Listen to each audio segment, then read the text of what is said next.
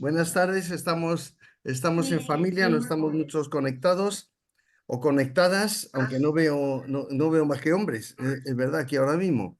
Eh, bueno, la charla de hoy está dedicada a los acuerdos del Estado español y la Iglesia Católica. Es la penúltima. Terminamos la semana que viene con multiconfesionalismo. Y está a cargo de Juanjo Picó. Estaba diciendo hace un momento, antes de estar grabando, que bueno, presentar a Juanjo Picó en Europa Laica es absurdo porque lo conocemos todos de sobra.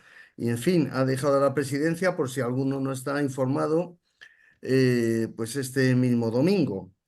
Así que supongo que está un poquito más relajado porque ha sido un mandato con, bueno, como todos los mandatos, con presiones de todo tipo, vamos.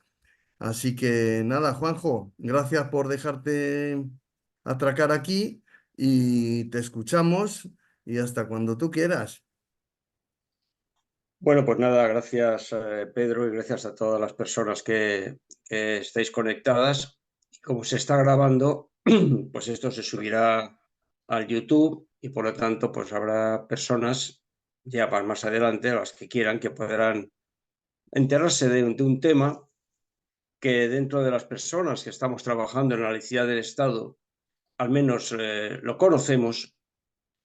Yo creo que es mucho más desconocido para fuera del entorno de la laicidad. Y esta charla pues tiene pues uno de los objetos pues es precisamente hacer una divulgación de estos acuerdos, una denuncia de estos acuerdos y sobre todo, fundamentalmente, el motivo de la charla es romper ese manto de silencio y de desconocimiento realmente del contenido de estos acuerdos y cómo cuando desde Europa Laica propugnamos y exigimos y continuamente reclamamos la denuncia y derogación de los acuerdos, pues no es como nunca ha sido en nuestra reivindicación, denuncias simples, sino que lo hacemos con toda carga de profundidad porque su contenido y lo que está implicando pues es muy importante para la democracia. Son ahora 45 años desde el año 1979 en que se firmaron y ya va siendo hora, lo ha sido siempre, pero ya va siendo hora de tomar conciencia y pasar página con estos acuerdos que realmente, repito, están ahormando claramente la democracia. Como unos antecedentes de estos acuerdos, pues tenemos el concordato del año 1953, un concordato franquista, en el cual, pues, en esa época, esa oscura época, el régimen, pues, se vio impelido fácilmente a dar un trato de favor a la Iglesia Católica por el papel cómplice, que al menos por parte de su jerarquía y en algunos otros elementos, tuvo durante la Cruzada, la Guerra Civil, la dictadura, y un resarcimiento en el fondo también de las desamortizaciones del siglo XIX. Y ahí se pergeñó pues, un concordato, el de 1953, pues claramente nacional católico, con unas prebendas, con unos palabras, con unos artículos, con unos planteamientos que conforme pues iba avanzando el tiempo desde el 53, entrando ya en los años 60, pues lo hacían claramente pues, impresentable para los tiempos de democracia que estaban viniendo.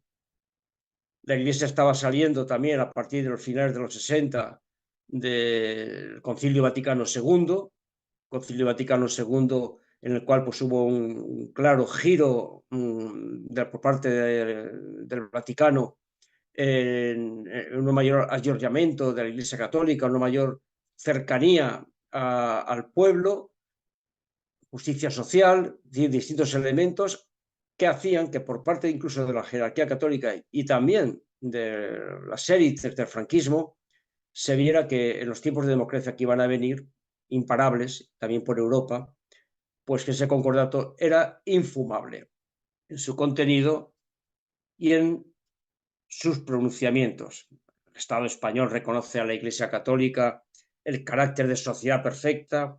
La Iglesia Católica, Apostólica y Romana sigue siendo la única de la nación española.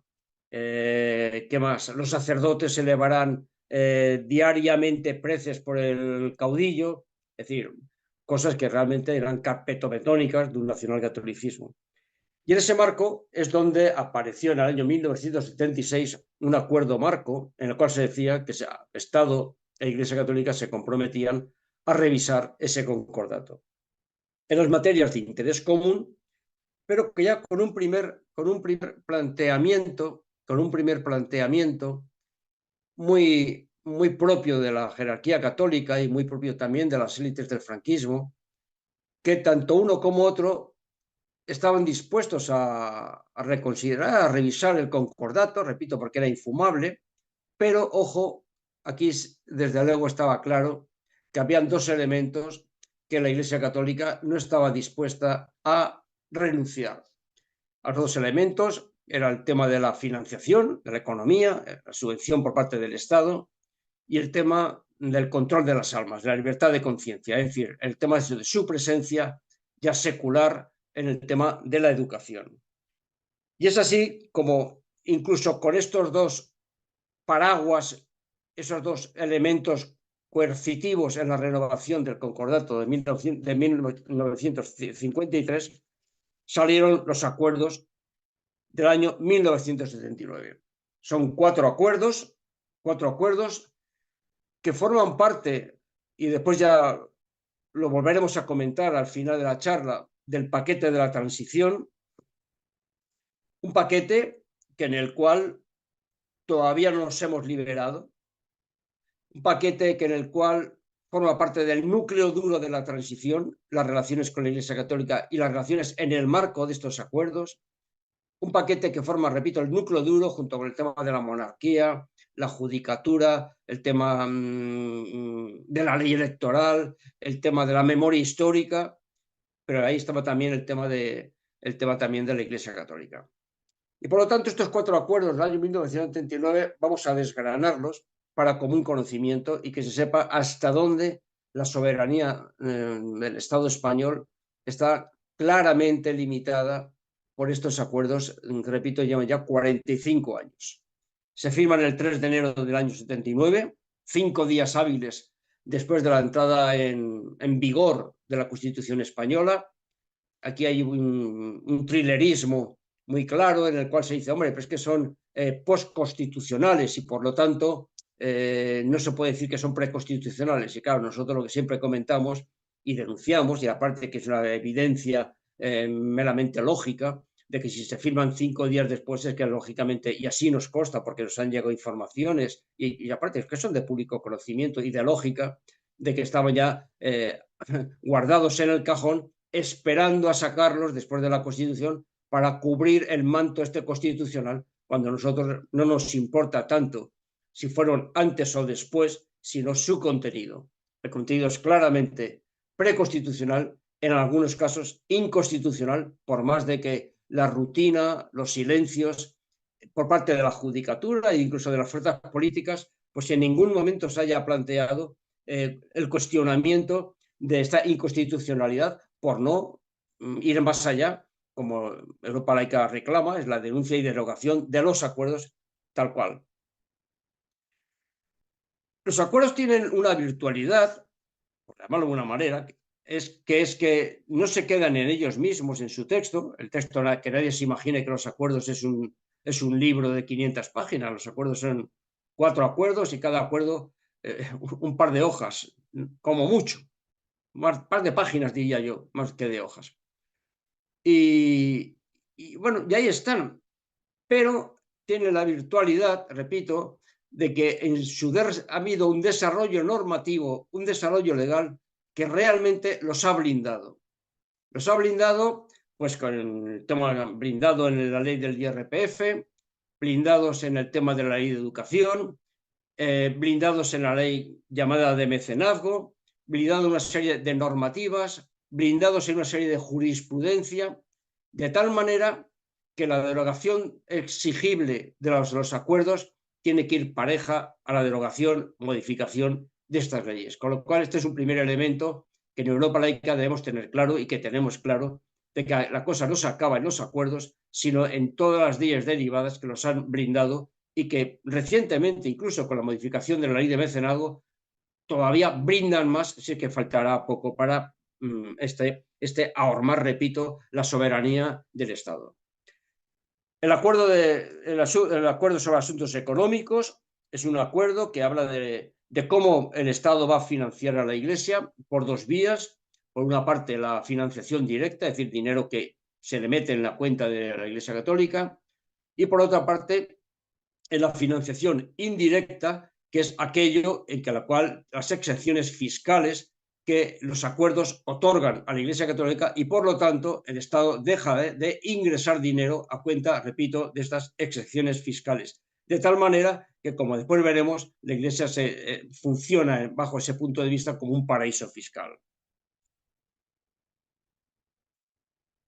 Este acuerdo arranca con un compromiso, es el compromiso del Estado, que el Estado se compromete al adecuado sostenimiento económico de la Iglesia Católica. Literal, el acuerdo adecuado sostenimiento económico, sin clarificar, y la prueba está ahí a la vista, y después veremos números y cantidades, sin clarificar qué se entiende por tal adecuado sostenimiento. Y por otra parte, y es el único compromiso que existe por parte de la Iglesia Católica, dice que la Iglesia Católica, que va a recibir subvenciones a cuenta de este acuerdo, se compromete a lograr por sí misma los recursos suficientes para la atención de sus necesidades. También literal, me lo sé hasta de memoria.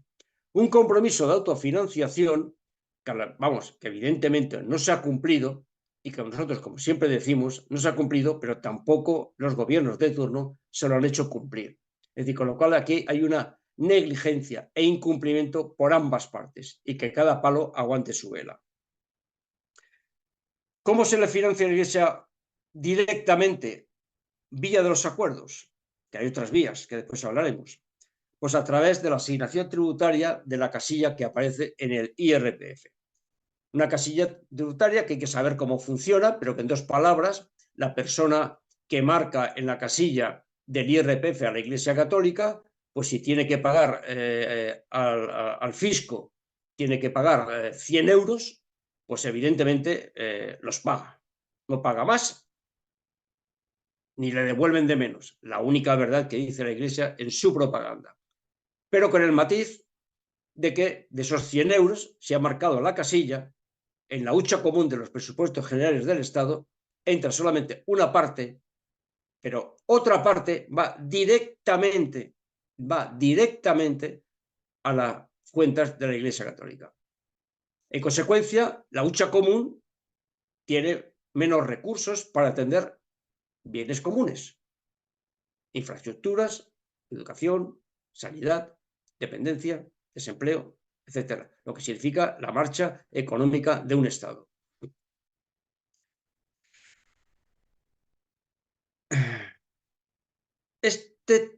Esta manera de trabajar fue a partir del año 1988, porque antes, ya desde el 79 hasta el 88, era un periodo transitorio y el Estado ponía dinero al fondo perdido directamente, es decir, que salía directamente de los presupuestos generales del Estado.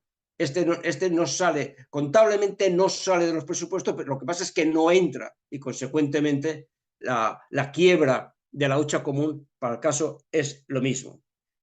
Y así se llegó andando hasta el año, por ejemplo, hasta el año 1991, que aquí, aunque sea tarde, pues conviene contar estas batallitas, ¿no? Que no son tales batallitas.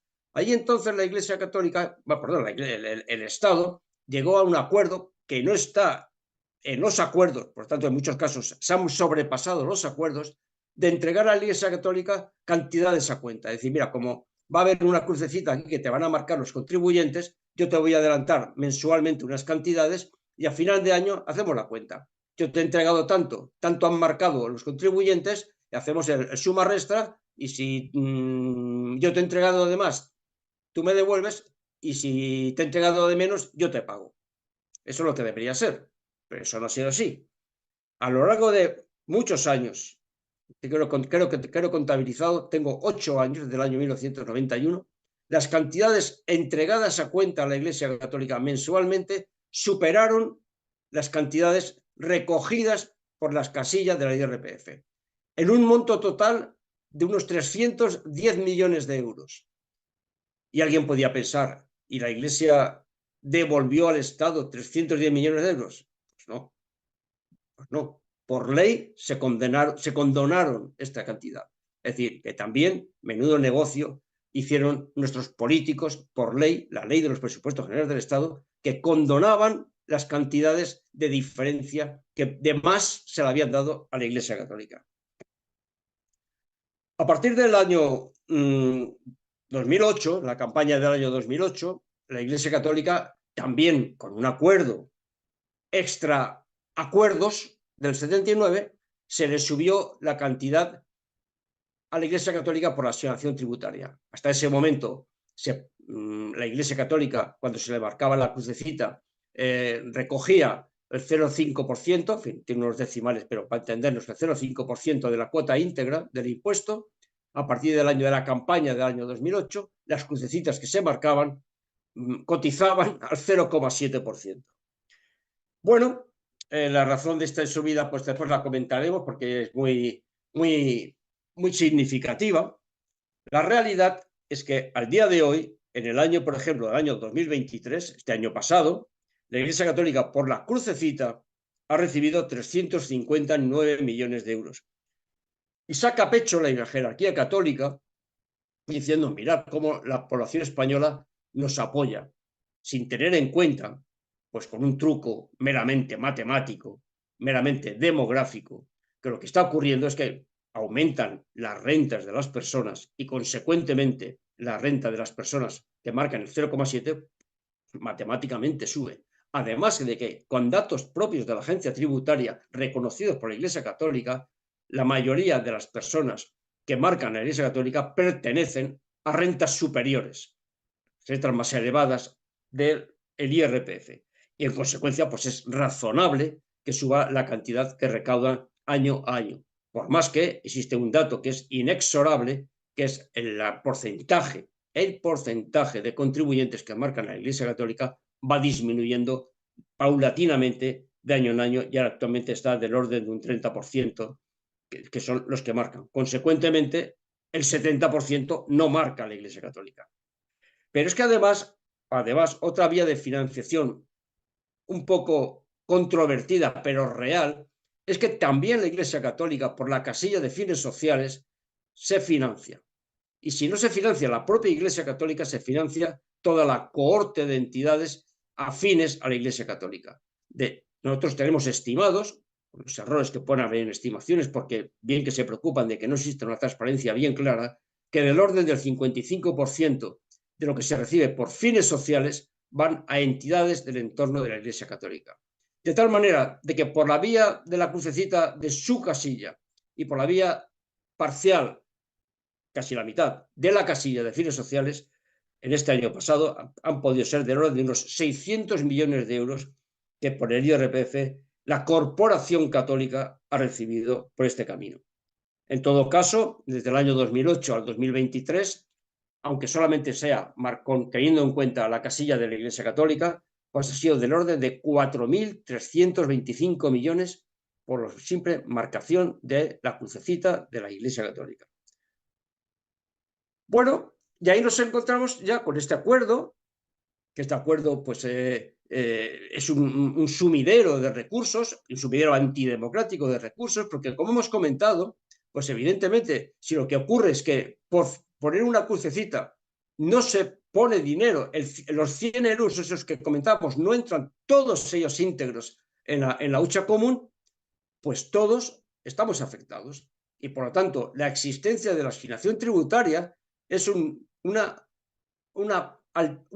situación antidemocrática, porque seamos católicos o no católicos, marquemos o no marquemos, estamos afectados por esa existencia. Repito, porque la hucha común se ha afectada y una parte de los impuestos va directamente asignada a la Iglesia Católica, que no es ni más ni menos que una organización privada de creyentes. Pero que todavía mucho más en este tema del IRPF, y esa es una de las razones por las cuales Europa Laica dice que tienen que desaparecer las casillas del IRPF, y hasta tanto esto ocurra no marcar ninguna de las dos, ni una ni la otra. podremos explicar, o quizás en otra charla, por qué tampoco hay que marcarla de fines sociales, aunque hayamos dado un dato. Más de la mitad de lo que se recoge por esa casilla va a entidades de la Iglesia Católica. Pero también existen otras razones del propio concepto de los fines sociales, que hoy no vamos a trabajar sobre este tema.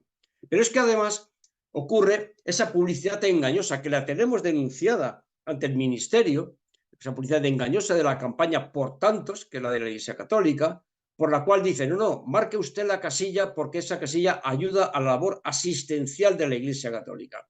Labor asistencial de la Iglesia Católica que tiene su buque insignia con Cáritas.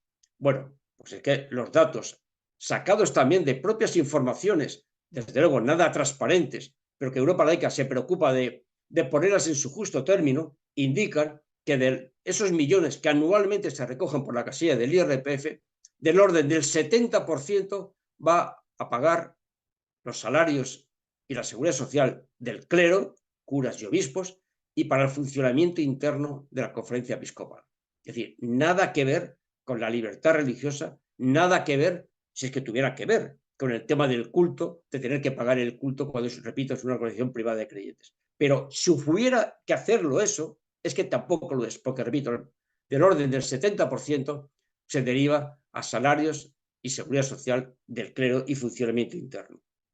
Pero es que todavía más, y es que resulta que con datos de la propia Iglesia Católica, esos millones que recoge anualmente, tiene un superávit. Este último año pasado ha tenido un superávit de 22 millones de euros, con un acumulado desde el año 2016 de 145 millones de euros. Entonces, lo primero que habría que preguntarse es decir, pero vamos a ver, volvemos un poquito para atrás. ¿No era el fundamento de los acuerdos, del acuerdo económico, el adecuado sostenimiento de la Iglesia Católica a lo que se compromete el Estado? Entonces, si es adecuado, no puede haber ese superávit. Y por lo tanto, aquí está pasando algo especial. Pero es que todavía más, cuando vemos, por datos de la propia Iglesia Católica, en qué utiliza ese superávit. Y hasta ahora ha venido utilizándolo, por una parte, metiéndolo al fondo de reserva, a su fondo de reserva, es decir, a la hucha, a su hucha, para hacer sus propias inversiones financieras, que ya está bien que con el dinero de los contribuyentes la Iglesia haga inversiones financieras, pero también para financiar a 3DTV, a su emisora de televisión. En este año pasado, el informe que sacó la Conferencia Episcopal en el mes de diciembre, eso ha desaparecido. Claro, muchos nos tememos que es que han visto las orejas al lobo, porque evidentemente la Unión Europea tiene prohibido hacer ayudas de Estado. Y una ayuda de Estado es que cuando el dinero público se utiliza para entidades privadas, porque eso es según argumenta la legislación europea, eso es una competencia desleal. Y bien sea porque lo ha ocultado o porque lo ha suprimido, este año no aparece esa donación a 3DTV. Lo mismo que ha desaparecido también de la información de la Iglesia Católica esa mísero 2% que la Conferencia Episcopal dedicaba a Cáritas.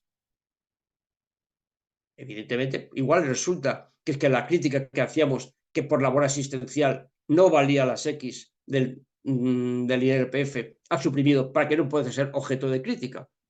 Ahí se queda. En todo caso, nosotros, y aunque sea una chirigotada, pero para poner en contexto este tema, decíamos, bueno, si por lo menos fueran, ya que vamos a hablar de autofinanciación de la Iglesia, ese compromiso que no ha cumplido y no se le ha hecho cumplir, pues hombre, que fueran los católicos practicantes, sus fieles, los que pagaran ese adecuado sostenimiento, ¿no? Y hombre, solamente haciendo meramente un cálculo matemático, repito, tipo chirigota, pero que significa lo que significa. Hoy día en España se declaran católicos practicantes el 18% de la población mayor de 18 años. Eso, en términos matemáticos, son 7 millones, una población de 7 millones de contribuyentes. Pues la división está bien fácil. Con tal de que todos los católicos practicantes pusieran en el cepillo cuando van a misa 1 euro en cada misa dominical o festivo, la Iglesia, por esta vía, estaba claramente subvencionada. Y decimos, sería más democrático, ¿no? Bueno, pues ahí lo dejamos. Ahí lo dejamos con este déficit, esta anomalía en el término de la financiación.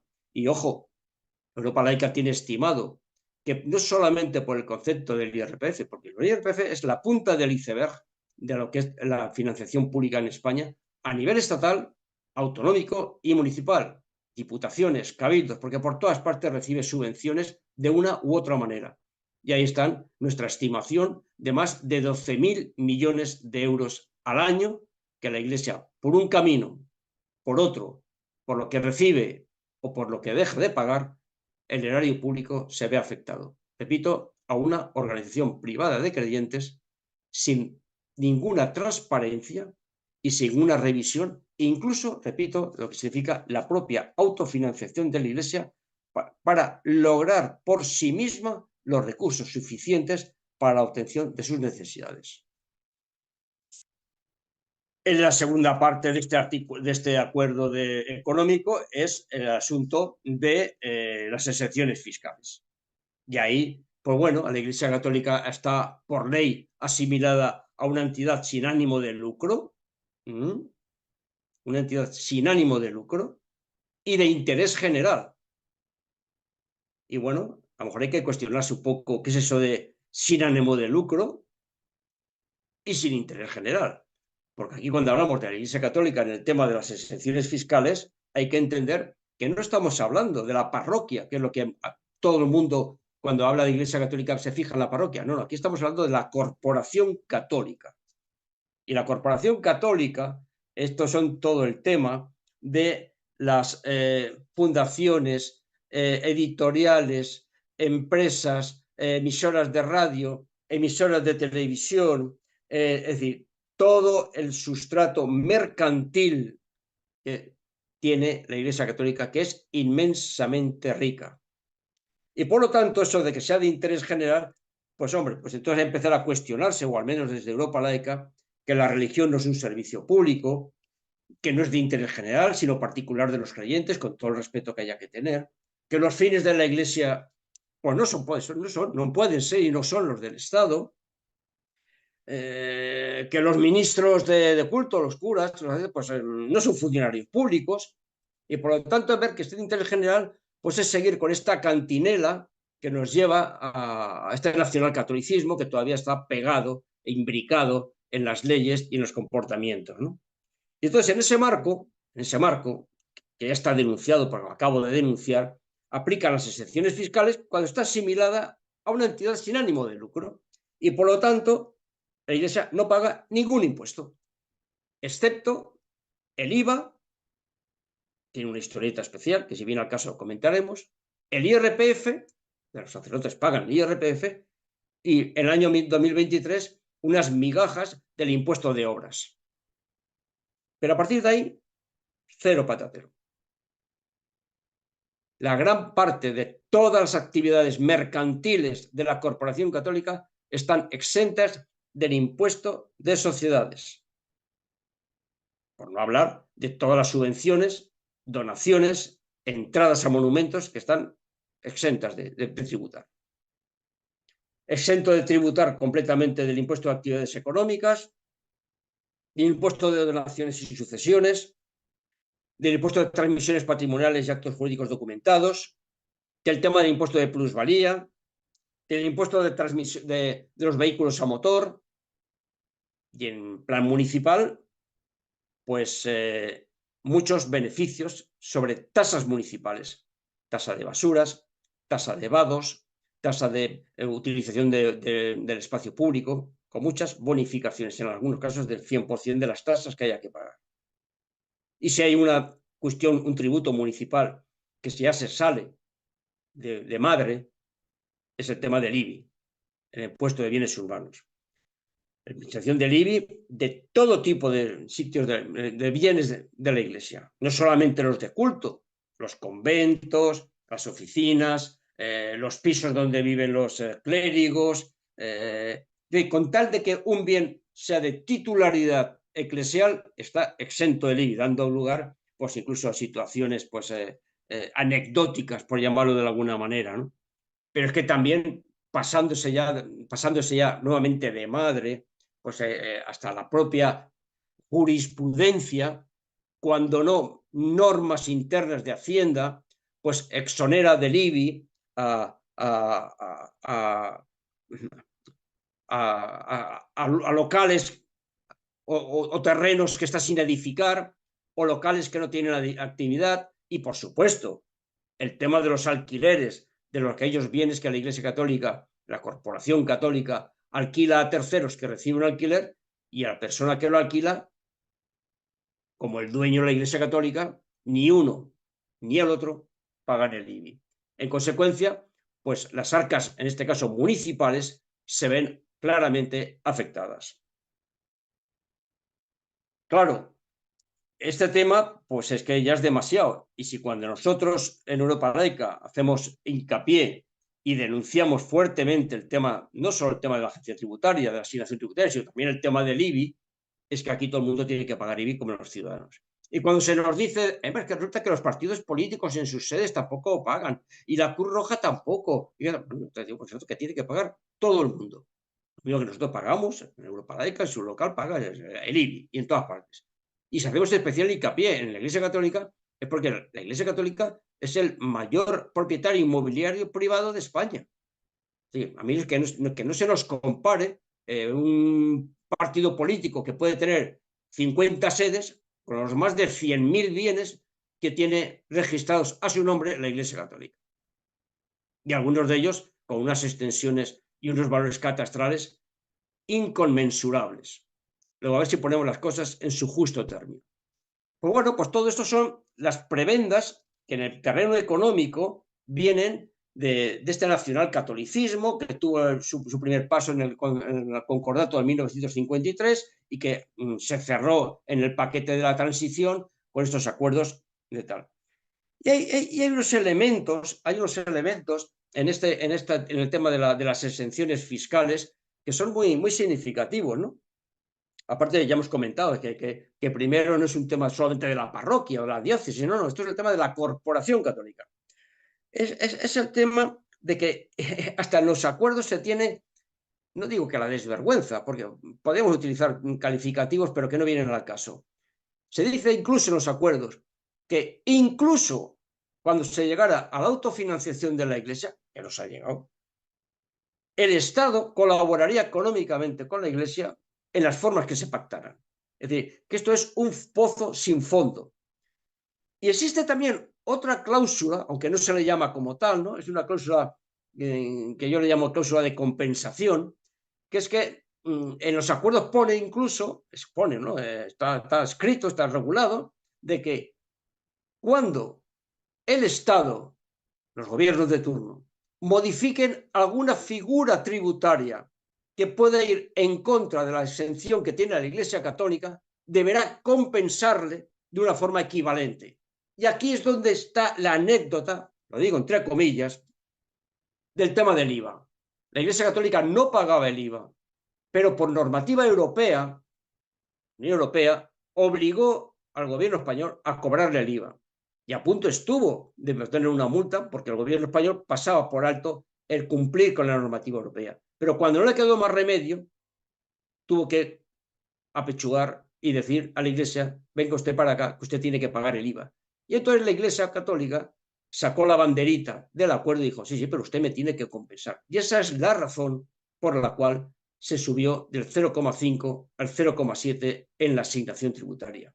Y para que veáis, para que se entienda, el menudo negocio que el gobierno de turno, por cierto, de José Luis Rodríguez Zapatero, hizo en este aspecto, pues si la Iglesia Católica en el año 2008, perdón, en el año 2008, que es cuando empezó el 07, en la campaña de 2008, cuando empezó este 7, pagaba 28 millones de euros por IVA, las compras que hacía, y que hasta ese momento se las había ahorrado, pero que tenía que pagar 28 millones, por cambiar del 0,5 al 0,7, obtuvo un beneficio de 98 millones de euros. Es decir, 70 millones extras que se llevó al coleto. Menudo negocio con esta normativa europea, que no por la normativa, por su aplicación al 0,7 de subida. En fin, como veis, el tema del acuerdo económico no tiene por dónde cogerlo. Pasamos al segundo acuerdo, que es el acuerdo de la enseñanza y asuntos culturales, y aquí, pues definido por una palabra, es por lo que es el paquete de la invasión doctrinal católica en la enseñanza y también en la universitaria. Aquí el tema, lo mismo que hay en el asunto económico, pues figuraba en esas declaraciones el adecuado sostenimiento, qué tal, la autofinanciación, tal. Aquí también existen declaraciones de principios en los acuerdos que, bueno, que son de risa, ¿no? Es decir, por ejemplo, hay uno que dice en estos acuerdos, ¿no? Dice, a ver cómo era, el Estado reconoce el derecho fundamental a la educación religiosa. Oído, ¿eh? Derecho fundamental a la educación religiosa, no derecho fundamental a la libertad religiosa, no, a la educación religiosa. Es decir, es que está cogido, como se dice, da puntada sin hilo, ¿no? Y después que los planes educativos, y ya empieza ya la clave de dónde está esta invasión doctrinal, los planes educativos, no universitarios, incluirán la enseñanza de la religión católica en todos los centros de educación. Oído, ¿eh? Los planes educativos en todos los centros de educación, es decir, públicos y privados, es decir, como planes educativos, incluirían la enseñanza de la religión católica. A veces aquí nos debatimos o hay debates sobre, hombre, una cosa es estudiar la historia de las religiones, el hecho religioso. Bueno, eso es un debate abierto y que después podemos comentar. Pero aquí es la enseñanza de la religión católica, es decir, el catecismo. Ahora, eso sí, en los centros públicos, pues esto no se puede hacer obligado a todo el mundo, sino solamente a aquellos que quieran. Es decir, que es de obligación ofertarla a los padres o alumnos, pero evidentemente, como no podía ser de otra manera, pues de opción voluntaria. Y aquí pues se viene ya el desmadre educativo que existe actualmente con la ley de educación actual y con otras anteriores, de las famosas asignaturas alternativas a la de religión. Con lo cual, pues el debate está abierto de si la asignatura alternativa tiene que ser de un tipo o qué contenidos o tiene que ser con otro, incluso por el propio concepto de asignatura alternativa a la religión, que si son de elementos cívicos y éticos para la ciudadanía, ¿cómo es eso que los que estudian religión no pueden estudiar o oír algo de esos elementos? Por no hablar del tema de esos padres que cuando ha sido obligatoria la religión, actualmente no lo es, la asignatura de religión y la última ley de educación, así, pues bueno, para no dejar a sus hijos, los matriculan en religión para que no hagan pasillo, por ejemplo. En fin, es un debate enorme. Pero no solo eso, sino que es que resulta que en aras de una supuesta y mal interpretada democracia, el resto de confesiones religiosas tocan a la puerta del gobierno y dicen, oiga, que yo tengo un acuerdo con ustedes, es decir, con el gobierno, de que a mí me tienen que dar paso también en los planes de estudio y en la presencia de las asignaturas de religión, cada uno con la suya, en la escuela. Y entonces estamos abocados, si esto no ponemos freno, derogando los acuerdos, derogando las leyes derivadas, a que la escuela sea una verbena, que ahí estén todas las religiones, no solamente por el impacto que supone, por supuesto, en la libertad de conciencia de los menores, en el adoctrinamiento, sino incluso por la propia organización del programa escolar. Pero eso, ¿cómo puede ser? Por no pensar en otro elemento de por qué esa supremacía de lo religioso en el plan de estudios, en la presencia de la escuela, y no de otras materias, como puede ser estudiar laicismo, marxismo, socialismo, animalismo, ecologismo. No. Asignatura de religión doctrinal. Entonces, como veis, pues este tema es muy duro porque afecta no solamente, repito, a la organización, al fondo del tema, sino a la propia los derechos del menor. Y claro, y de esto ya se deriva pues una serie de contenidos que son pues realmente, pues nuevamente, que ahormando la democracia, ¿no? Es decir, el contenido y los planes de estudio y los libros de texto pues están definidos por la jerarquía católica. Al estar dentro del claustro, que también se permite que puedan estar en el claustro los profesores de religión, pues bueno, pues estaremos ahí metidos también en los órganos de mayor dirección de los centros. Por supuesto, los profesores de religión, cualquiera podría pensar, bueno, pues ya que están dentro ahí, que cada uno se lo pague lo suyo. No, no, los paga el Estado. Y ahí tenemos del orden de unos 25.000 catequistas que pueden haber en la escuela pública y en la escuela concertada católica, y que se llevan anualmente por del orden, una estimación, pese a todas las oscuridades que hay en estos temas, de un orden de 750 a 800 millones de euros al año. Es decir, que son de libre designación, elegidos por el obispado, pero pagados por el Estado. En otros casos, y a veces con implicación de las autoridades públicas, se permite que los profesores de religión, cuando les sobran horas porque no hay alumnos de religión, impartan otras asignaturas. En lugar de que corra la bolsa de trabajo, o sea, regularice los interinos. Y por no hablar de denuncias que hacemos nosotros, pero que vamos, que están ahí a la luz del día, de claro, al tener el profesor de religión o los profesores de religión dentro del centro que se dedican a labores de proselitismo y de actividades confesionales en el centro con motivo de fechas puntuales o con motivo de lo que quiera. Es decir, claramente una invasión doctrinal de la enseñanza y, por supuesto, también en la universitaria. Claro, en la universitaria, porque dice que el Estado garantiza que la Iglesia Católica puede organizar cursos y actividades religiosas en la universidad, en la cura del saber y la ciencia. Es decir, completamente en las antípodas de lo que sería una educación laica basada en el humanismo, la razón, la ciencia, el espíritu crítico. No, no, esto está basado en esta parte, en los dogmas, en la fe y sobre todo en una invasión de parte de las convicciones religiosas en un sitio donde la escuela es para aprender y no para creer. Por no hablar también que en el tema de la universidad, pues se habla de los capellanes y capillas universitarias.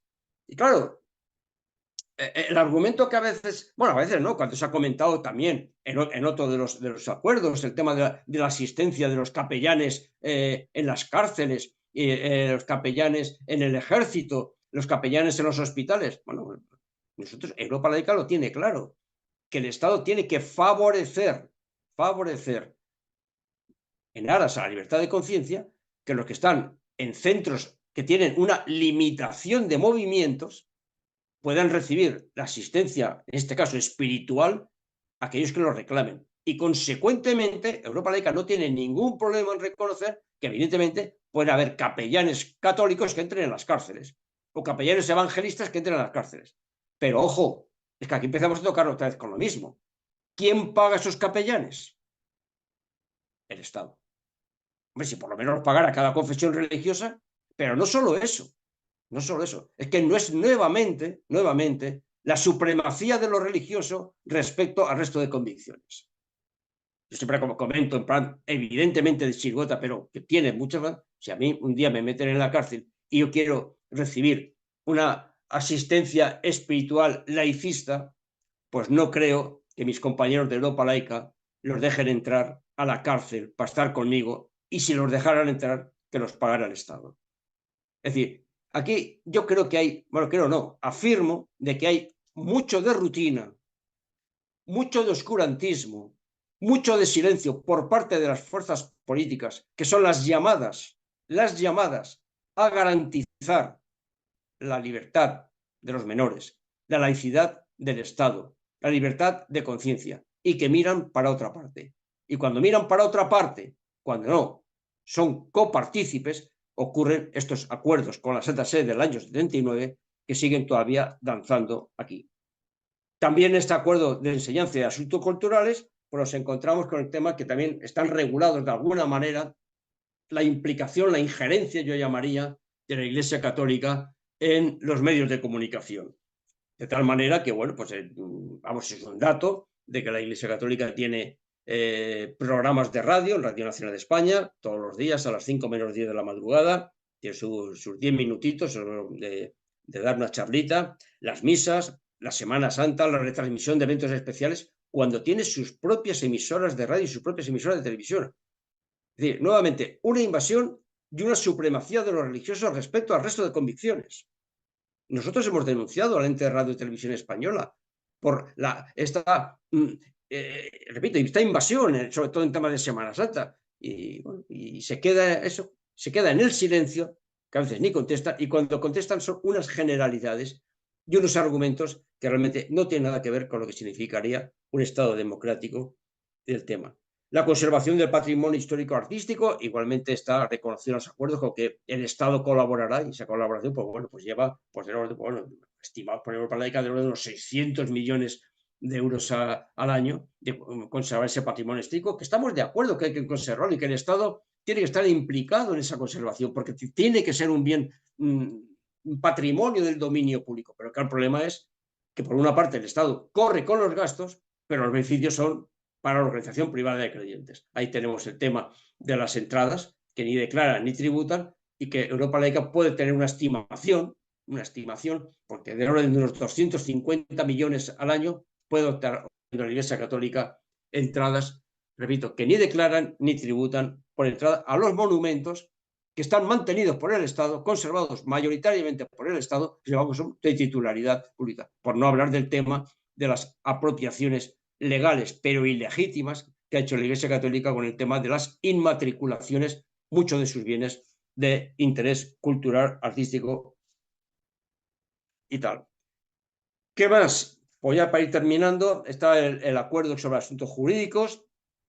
La Iglesia Católica tiene un régimen jurídico especial, tiene una personalidad jurídica civil, pero que está al margen del ordenamiento común. La Iglesia Católica no sigue, es una organización privada de creyentes, pero no sigue, no está sujeta a la ley de asociaciones como estamos las demás organizaciones civiles. Tiene su estatus especial, por supuesto, un estatus que a las organizaciones civiles se nos exige por la ley de asociaciones un funcionamiento democrático. Es analizar el funcionamiento de la Iglesia democrático no tiene nada, y si estuviera bajo la ley de las organizaciones, pues evidentemente estaría ilegal. Pero por eso y por más cosas, pues tiene un ordenamiento común, un ordenamiento que está al margen del ordenamiento común. Tiene la inviolabilidad de los lugares de culto y tiene la inviolabilidad, y esto ya pues con mucha crítica de archivos y documentos que, entre otras cosas, pues están impidiendo pues, todo el tema de poder investigar claramente el asunto de memoria histórica, de la participación de la Iglesia Católica o de su jerarquía en todo el tema de la dictadura, por no hablar del tema de los bebés robados, por no hablar del tema de la pederastia, etcétera, etcétera, etcétera. Los capellanes católicos, ya lo hemos comentado, en cárceles, hospitales pero universidades pagados por el Estado. Y el último acuerdo, el acuerdo de asistencia a las Fuerzas Armadas, que es un acuerdo que tiene está vigente, pero tiene menos preponderancia hoy día, porque en su momento, cuando el servicio militar era obligatorio, pues se decía, bueno, pues otra manera de que la gente esté recluida durante el servicio militar en los cuarteles o en actividades de maniobras militares, etcétera, etcétera, pues cómo se le da asistencia espiritual, por llamarlo de alguna manera, ¿no? Entonces se creó y existe el vicariato castrense, que es un arzobispo, yo siempre lo comento, que el vicariato castrense está por una persona, un arzobispo, pero que es una mitad monje, mitad soldado, ¿no? Porque ese arzobispo, la verdad, tiene el rango de general de división, rango y sueldo de general de división. Es decir, de tal manera bueno, que es una figura un tanto extraña. El mundo castrense tiene su catedral castrense, aquí en Madrid, por ejemplo, pues al final de la calle Mayor, tiene capillas en los cuarteles. Es decir, es por tierra, mar y aire esta invasión en lo económico, en la fiscalidad, en lo cultural, en la enseñanza, en lo jurídico y en el tema, pues ahora mismo de las Fuerzas Armadas. Es decir, estos son los 4 acuerdos. ¿Qué valoración? Pues la he ido comentando, ¿no? Pero yo creo que vamos a reseñar para ir cerrando esta charla y abrir el coloquio.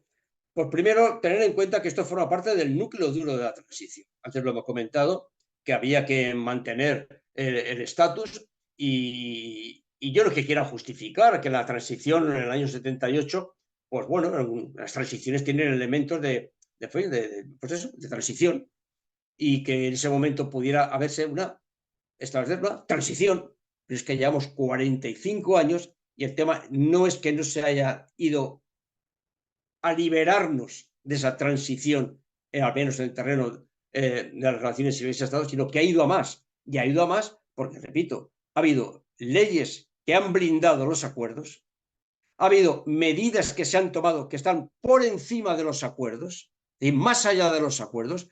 Y ahí tenemos, por ejemplo, también el tema de la enseñanza concertada, que no está en los acuerdos, pero que sin embargo que hoy día es un esperpento y una vergüenza bajo el punto de vista educativo, esa expansión que al estar las competencias distribuidas en las autonomías, por cada uno con su color, aunque también de todos los colores, meten el elemento de la enseñanza concertada mayoritariamente en centros de confesión católica y que son unos elementos de segregación total, por no hablar del tema de las universidades, que desde el año, quiero recordar, desde el año 2000 no ha habido ningún crecimiento en universidades públicas, pero sí de las privadas, y mayoritariamente de tipo confesional.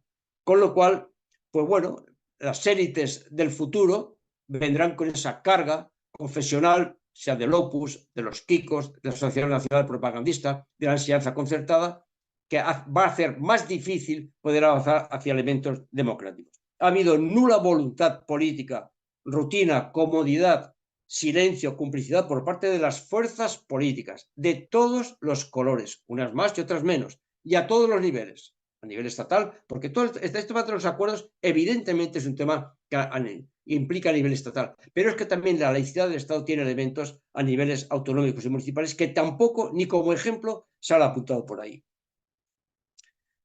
Hay dos elementos que a veces se critican, se ponen para justificar este tema. Dice, bueno, es que la Constitución dice española de que el Estado mantendrá relaciones de cooperación, patapim, pam, pam. Bueno, pues yo quiero hacer dos comentarios. En primer lugar, el artículo 16 de la Constitución española, evidente, en su primera parte dice, ninguna confesión estatal, perdón, ninguna confesión tendrá carácter estatal. Y nosotros lo suscribimos totalmente. Bueno, se podría haber redactado de otra manera, decir un Estado es laico, pero vamos, no hay problema. Lo suscribimos. Marca esa primera parte lo que sería, en condicional, una separación entre Iglesia y Estado. Pero es que a continuación, en ese mismo artículo, y aquí es donde empieza el trilerismo de la transición, dice, y el Estado mantendrá relaciones de cooperación con la Iglesia Católica, con la Iglesia Católica. Pero claro, esas relaciones de cooperación, pues esas tienen ya el campo de juego marcado. Es decir, esto es un trilerismo total. Es decir, porque el Estado que mantenga relaciones de colaboración, pues vale, pues cada gobierno, dentro de su autonomía, de su ideología o de la correlación de fuerzas o de lo que fuera, establecería las relaciones de cooperación. Nuevamente hablando de la supremacía de lo religioso, porque tendría que hacer relaciones de cooperación cualquier organización de la sociedad civil. Pero bueno, relaciones de cooperación con la Iglesia Católica. Pero no, es que esa cooperación tiene ya marcado el terreno de juego. Y el terreno de juego son los acuerdos. Es decir, que cuando se hizo este artículo de la Constitución, se sabía muy bien lo que se ponía con la cooperación. Con lo cual, puro thrillerismo político y que se ha venido manteniendo. Pero es que incluso esa segunda parte dice relaciones de cooperación teniendo en cuenta las creencias religiosas de la sociedad española. Y claro, aunque solamente sea por una cuestión formal, dices, hombre, pero vamos a ver, si es que la secularización social que existe en España, esa es imparable, o en todo caso imparable, nunca llegará al 0% de la gente que tiene ese desapego de lo religioso.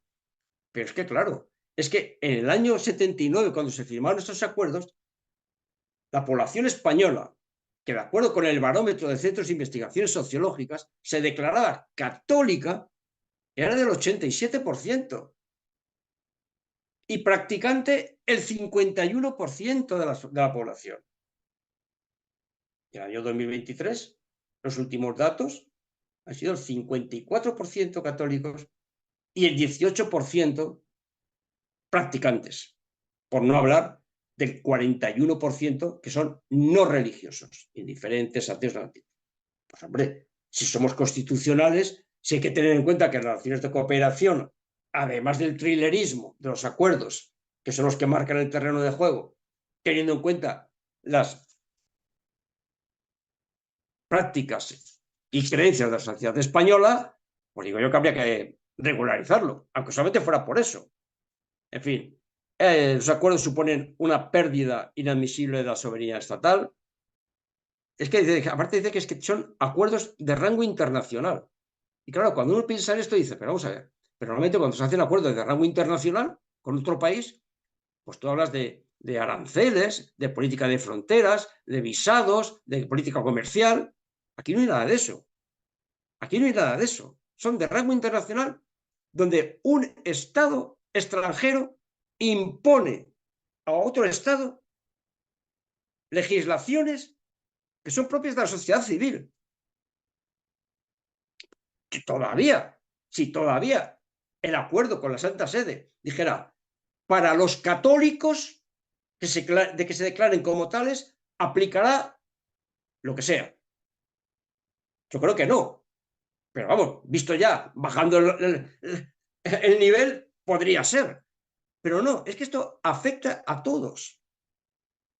Hemos comentado en el tema económico del IRPF, también la educación y también en todos los acuerdos y las leyes derivadas. Es decir, un Estado extranjero impone condiciones exclusivamente que son de soberanía civil a otro Estado. Es decir, una pérdida de soberanía total. Y aquí se ha estado tragando con este tema, y no solamente tragando, repito, sino que va para adelante, lo cual es una inasumible injerencia y limitación de la soberanía estatal. Por lo tanto, la denuncia y derogación es fundamental, por no hablar, repito, de los compromisos. Yo creo que hay hueco para seguir denunciando el tema de toda esta anomalía democrática, el tema claro, vamos, al menos cogiéndose a la letra, el tema del incumplimiento de la autofinanciación de la Iglesia, que afectaría a suprimir lo del IRPF. Pero no solamente eso, sino, claro, si suprimes el IRPF y ocurre como cuando con el 07 con el IVA, que por otra parte el gobierno de turno o los gobiernos de turno y a todos los niveles se lo dan por otra parte, pues estamos nuevamente con lo mismo. Y por lo tanto la cooperación con la Iglesia Católica, como cualquier organización civil, tiene que ser en régimen de igualdad y sin ninguna supremacía. Y si tiene que haber cooperación, que exista cooperación, lo mismo que pueda existirlo con cualquier organización no gubernamental, colectivos, etcétera, etcétera, etcétera. Pero no con esta supremacía por ley y a estos niveles. En consecuencia, esta es la situación. Si conocíais de una manera u otra los acuerdos, bien. Si no, espero que con esta charla pues los conozcáis mejor, porque de seguro que hay datos que hoy se han comentado aquí y valoraciones que no suelen estar en el mentidero político, me refiero a la vida política, y eso es una de las razones por las cuales las fuerzas políticas, las que estaban llamadas, las que estarían llamadas a respetar la confesionalidad del Estado, pues ni en esto ni en otras muchas cosas. Pero bueno, la charla de hoy iba por el tema de los acuerdos para clarificar su contenido, clarificar en qué impacta y sobre todo denunciar la vergüenza democrática que supone esta anomalía y en consecuencia sumarse a esta denuncia, esta exigencia que de Europa laica de tiempo atrás y que seguimos, es la denuncia y derogación de los acuerdos con la Santa Sede del año 79, también los que existen con otras confesiones minoritarias y sin olvidar también la derogación de las leyes derivadas que las están brindando. Así que muchas gracias y ahora pues estoy abierto, lógicamente, a todas las preguntas y opiniones que se quieran poner. Bueno, pues nada, Juanjo, no quiero hacerte mucho la pelota, pero la verdad es que lo explicas estupendamente, eh, lo tienes claro, clarísimo y lo explicas claro, clarísimo también. Así que da gusto escucharte para tenerlo claro todos, ¿no? No sé si alguien quiere hacer alguna pregunta o compartir cualquier matiz, cualquier reflexión o cualquier cosa, ¿no? Bueno, ahí tenemos a Manuel. Cuando quieras, Manuel. No hay una cola larga para preguntar. No, ya veo que hoy la cosa ha quedado bastante reducida con Afortunadamente, como respecto se va a, a colgar, yo creo con que sí. Y respecto a yo las animaría. anteriores, que ya tampoco es que fueran muy masivas, pero bueno, hoy ya que hemos quedado Sí, bueno, muy al menos se disminuidos. cuelgan y yo estaré disponible. Yo creo que es una charla que hay que escuchar.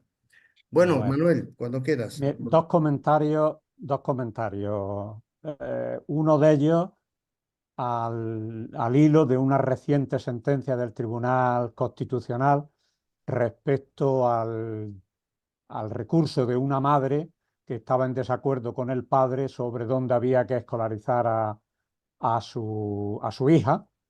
si en un colegio público o en un colegio religioso, ¿no?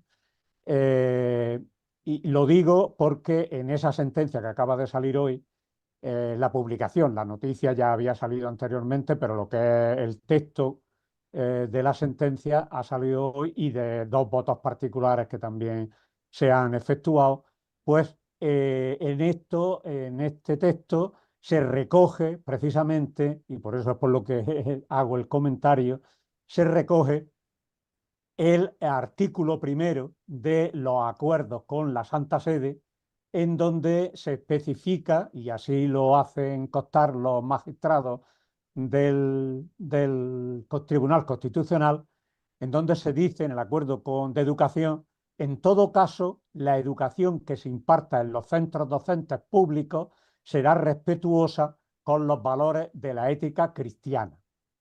Joder. Y esto lo recogen los magistrados para decir, tanto da que vaya la alumna a un colegio religioso, que vaya a un colegio público, puesto que también en el colegio público, por los acuerdos con la Santa Sede, el colegio público está obligado a ser respetuosa con la ética y la moral cristiana.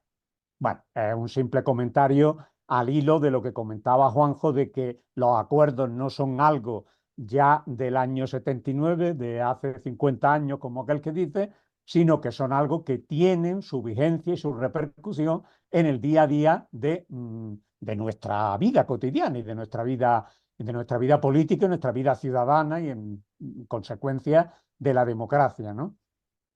Y luego el otro comentario que quería hacer es al hilo. Yo entiendo que efectivamente el año 2024 no es el mismo año 1979, digo, desde el punto de vista político, pero también mi reflexión va en el sentido de si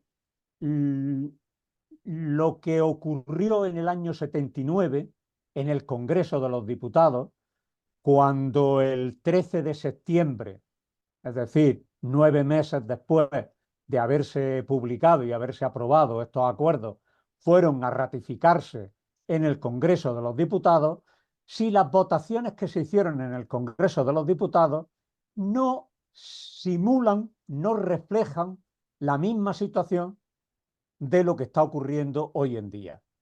Y quiero decir, los acuerdos, por ejemplo, de asistencia religiosa a las Fuerzas Armadas, que es uno de los 4 acuerdos, se aprobó con un solo voto en contra. Los acuerdos jurídicos se aprobaron con solo 2 votos en contra. Los acuerdos económicos se votaron solo con 21 votos en contra. Y los acuerdos de enseñanza, sí es verdad que ahí se sumaron 125 votos en contra. Pero quiero recordar que en ese Congreso había 121 diputados del PSOE y 23 diputados del Partido Comunista, aparte de algún otro diputado que también le hubiera correspondido votar también en contra de esos acuerdos. Pero bueno, digo por los partidos políticos mayoritarios. Igual que sorprende que también ese mismo año se aprobara la Ley de Libertad Religiosa actual, la vigente actual, totalmente, vamos, no es motivo del tema de hoy, pero lo digo a colación del análisis pues cómo se aprobaron con 0 votos en contra la Ley de Libertad Religiosa. Y si nos pasamos a los acuerdos con los evangelistas, con los islámicos y con los judíos, que es verdad que ya fue posterior, pero estamos hablando ya del año 92, ya no estábamos en la mera transición de los años 70, estamos en el año 92 y sin embargo el Congreso, que en este caso tenía una mayoría de 175 del PSOE, 17 de Izquierda Unida y luego ya el resto de partidos de derecha, pues se aprueban los acuerdos con los evangélicos con ningún voto en contra, con las comunidades islámicas con un voto en contra y curiosamente los judíos con ningún voto en contra, ninguna abstención, es decir, por la totalidad, por unanimidad. Y a mí, pues esto me llama mucho la atención, quiero decir, porque no veo sino una trayectoria política que empezó en la transición y que hoy, en el 2024, sigue siendo la misma, puesto que la actitud de los partidos políticos e incluso de los gobiernos de izquierda que hemos tenido durante este tiempo no han hecho sino mantener la primera tesis de la transición. El poder de la Iglesia Católica y de las confesiones religiosas, pues el temor de los partidos a una hipotética pérdida electoral por no manifestar ese acuerdo a las religiones, como la candidata a la presidencia en México que van a visitar al Papa cuando las elecciones están a dos pasos, ¿no? Como si fuese a darle una bendición y tal. Pues la verdad es que la democracia, el régimen democrático que tenemos en España, pues deja bastante que desear si esta es la situación después de tantos años, ¿no? Era la reflexión que quería comentar. Pues muchas gracias, Manolo, porque has hecho has expurgado bien los datos y yo quiero corroborar lo que has comentado de la trayectoria, porque aquí, claro, evidentemente, en el año 79 las fuerzas políticas, las siglas están ahí, pero los que lo llevan a cabo, evidentemente, están fuera. El problema que aquí es que se reproduce el tema. Es decir, yo creo que cuando aquí hablamos de que las universidades, las que han crecido, han sido universidades privadas y mayormente confesionales, eso no solamente se puede quedar en un dato. Ahí está el semillero de futuros líderes políticos. Y cuando hablamos de la enseñanza concertada con los elementos de segregación, no solamente lo hacemos bajo el punto de vista de lo que significa la segregación social e ideológica, también porque es otro semillero que después tendrá en gran parte su continuidad en las universidades privadas, también. Y al final eso lo que resulta es que los hijos de los hijos absorben de los padres. Y también en este aspecto, dentro de los partidos políticos, también los de izquierda, hay lobbies confesionales. Y en muchos casos con nombres y apellidos públicos.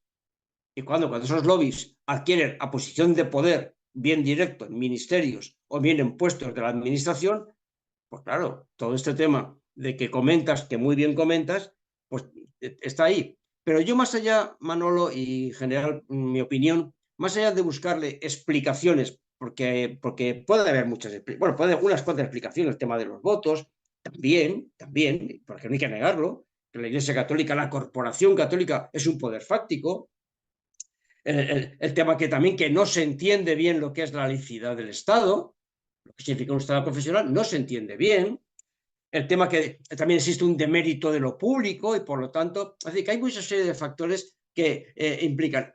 Lo triste de todo esto, en mi opinión, es que estos partidos de izquierda, pese a esas votaciones tan demoledoras que acabas de comentar como dato, han seguido engañando a la sociedad española. Porque cuando no ha sido que lo han tenido en su programa partidario, después lo han tenido en su programa electoral, después lo han tenido en su programa de gobierno, lo han podido tener en su programa de investidura y lo han incumplido todas las veces. Lo han incumplido todas las veces. Entonces, esto es porque no tiene esa voluntad política. A veces algunos son intrínsecos porque no se lo creen y otros porque es mucho más cómodo estar al tran-tran. Entonces, pues es una carencia democrática claramente denunciable en los partidos que estarían llamados a respetar sinceramente la democracia. Aquí nadie se está planteando una persecución religiosa o un tema antirreligioso. La confesionalidad del Estado es un valor democrático, no es un tema de creencias. No es un tema de creencias. Entonces, la reproducción social que existe mayoritariamente por la enseñanza, también por otros medios, los medios de comunicación, las redes sociales, en fin, etcétera, etcétera, lleva pues a encontrar una explicación, que repito, pero que no justificación.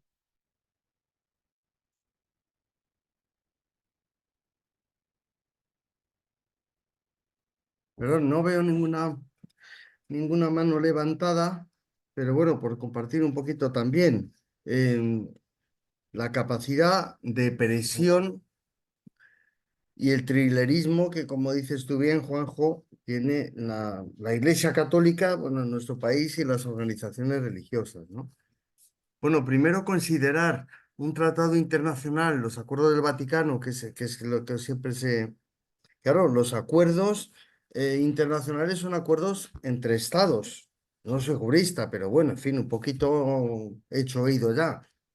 Son acuerdos entre estados. El Vaticano no es un estado, no, es un estado de juguete, claro. Es una cosa ridícula como estado, no tiene ningún sentido.